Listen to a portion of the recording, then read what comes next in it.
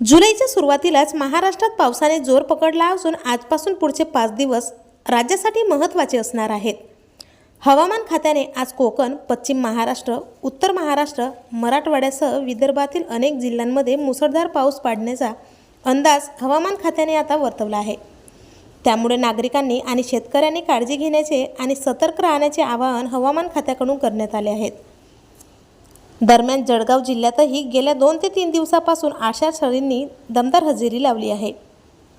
या आठवड्यातही दमदार पावसाचा अंदाज हवामान खात्याने वर्तवला आहे। आज जळगाव जिल्ह्यात पावसाचा येलो अलर्ट जारी करण्यात आला आहे। जळगावात गेल्या महिन्यात पावसाने ओढ दिल्याने शेतकरी चिंतेत होते। यामुळे पेरण्याही खोळंबल्या होत्या। मात्र गेल्या काही दिवसापासून पावसाच्या सरी बरसत आहेत।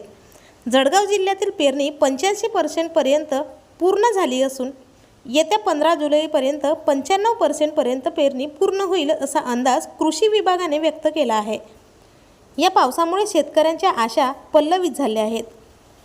हवामान खात्याने दिलेल्या माहितीनुसार आज रायगड, रत्नागिरी, पुणे घाटमाथा, सातारा तर विदर्भातील अमरावती, वर्धा, नागपूर, भंडारा, गोंदिया, चंद्रपूर आणि गडचिरोली या जिल्ह्यांमध्ये आज पावसाचा ऑरेंज अलर्ट जारी करण्यात आला आहे।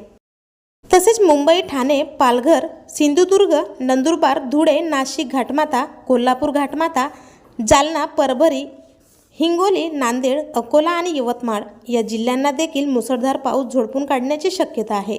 तर राज्यातील उर्वरित भागात म्हणजे जळगाव आणि छत्रपती संभाजीनगरमधील तुरळक ठिकाणी विजांच्या कडकडाटासह जोरदार पावसाची शक्यता वर्तवली जात आहे।